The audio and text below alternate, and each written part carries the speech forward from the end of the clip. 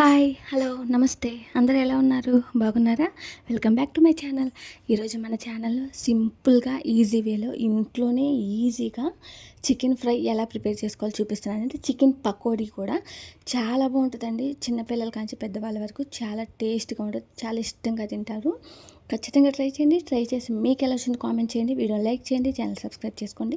First అయితే chicken అనేది boneless అంటే బోన్స్ పెట్టి సపరేట్గా ఉండి బోన్లెస్ వాటికి సపరేట్గా కొడతారు కదా, అలా కొట్టించుకొచ్చుకున్నాము.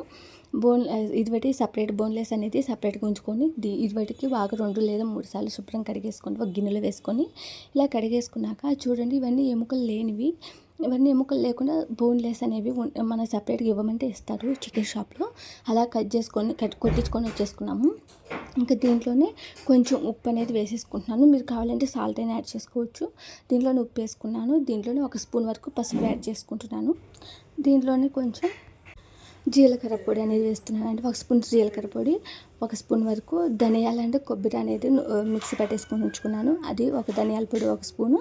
దీంట్లోనే 1 స్పూన్ అల్లం వెల్లుల్లి పేస్ట్, 1 స్పూన్ వరకు కారం కూడా యాడ్ చేసుకుందామండి. ఇలా కారం అనేది కావాలంటే ఇంకొంచెం స్పైసీగా కావాలంటే ఇంకో 1/2 స్పూన్ వరకు యాడ్ చేసుకోండి. నేనైతే 1 స్పూన్ యాడ్ చేసుకున్నాను. 1 స్పూన్ వరకు కార్న్ఫ్లోర్ యాడ్ చేసుకుంటున్నానండి.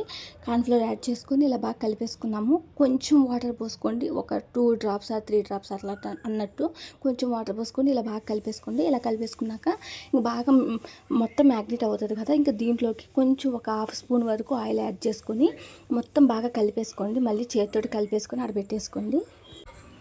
ఇలా కలిపేసుకొని ఇంక పెట్టేసుకున్నాక దీన్ని 1/2 అవర్ టు 1 అవర్ వరకు ఫ్రిడ్జ్లో పెట్టేసుకోండి.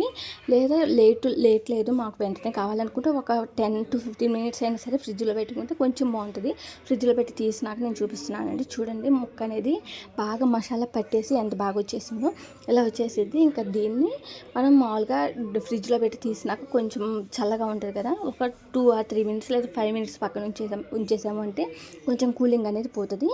ఇంక ఇది మొత్తం పక్కన పెట్టేసేద్దాము. పక్కన పెట్టేసినాక పక్కన స్టవ్ ఆన్ చేసేసి ఆయిల్ అనేది పెట్టేసుకుందామండి. బాండీ పెట్టేసి ఆయిల్ అనేది పోసేసుకున్నాము. ఆయిల్ పోసుకొని ఆయిల్ అనేది హీట్ అవ్వనివ్వండి.